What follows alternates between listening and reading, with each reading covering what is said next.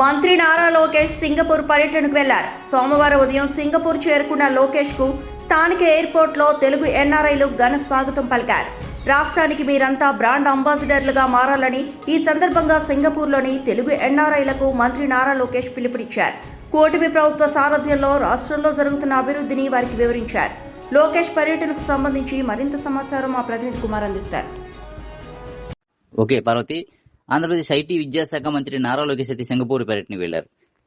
నేటి ఉదయం సింగపూర్ చేరుకున్న లోకేష్ అయితే స్థానిక ఎయిర్పోర్ట్ లో అక్కడ ఉన్నటువంటి సింగపూర్ లో ఉన్నటువంటి తెలుగు ఎన్ఆర్ఐ అయితే ఘనంగా స్వాగతం పలికారు. ఈ సందర్భంగా లోకేష్ అయితే వారితో సమావేశం నిర్వహించి రాష్ట్రంలో జరుగుతున్న అభివృద్ధి పనులను వారికి వివరించారు.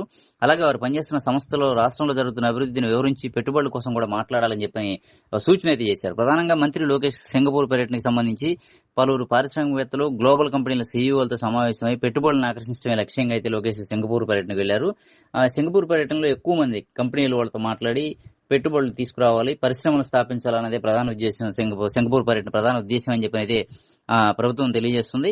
మంత్రి లోకేష్ కి అయితే అక్కడ ఘనస్వాగతం పలికినటువంటి ఎన్ఆర్ఐలు కూడా ఆంధ్రప్రదేశ్ లో జరుగుతున్న అభివృద్ధి బాగుందని చెప్పి హర్షం వ్యక్తం చేసిన పరిస్థితి అయితే ఉంది. కూటమి ప్రభుత్వం కొలుదీరిన తర్వాత రాష్ట్రానికి వచ్చిన పెట్టుబడులు, సంస్థలు తదితర అంశాలను మంత్రి లోకేష్ అయితే ఈ సందర్భంగా వారికి వివరించారు. రాయల్ ఎన్ఫీల్డ్ సంస్థ ఏపీలో ఏర్పాటు కావడం పట్ల కూడా సింగపూర్ ఎన్ఆర్ఐలు ఈ సందర్భంగా హర్షం వ్యక్తం చేశారు.